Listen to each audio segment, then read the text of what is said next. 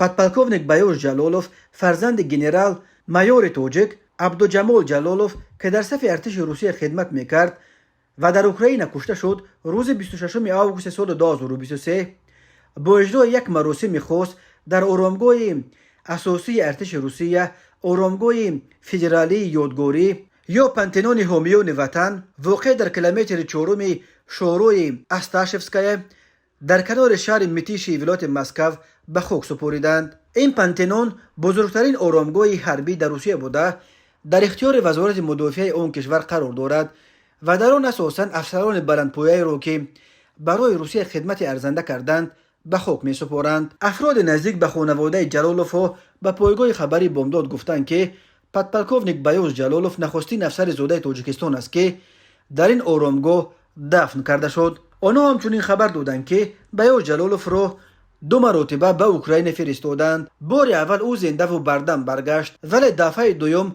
جسم بیجانش را در تابوت آوردند. درباره کشته شدن پادپالکوونیک بایوش جلالوف روز 20 آگوست از مرگ و مردخانه حوزه حربی جنوبی ارتش روسیه که در شهر رستاو لب دون جایگیر شده است خبر دادند.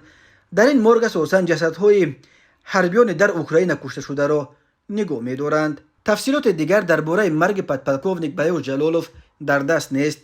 عبدوجمال جلالوف سالهای طولانی در میلیسا کار کرده. در سالهای 90 سردار بازرسی دولتی اتومبیلی وزارت کارهای داخلی تاجیکستان بود. بعد رفتن از این مقام گنرال شیلاری خیراللهیف وزیر وقت مدافع تاجیکستان عبدوجمال جلالوف را به وزارت مدافع آورد و سردار ریاست کادرها تعیین کرد. او در همین مقام صاحب عنوان گنرال شد و بعد به نفقه برآمدنش به مسکو کوچید و همراه اهل خانواده‌اش در آنجا به سر میبرد.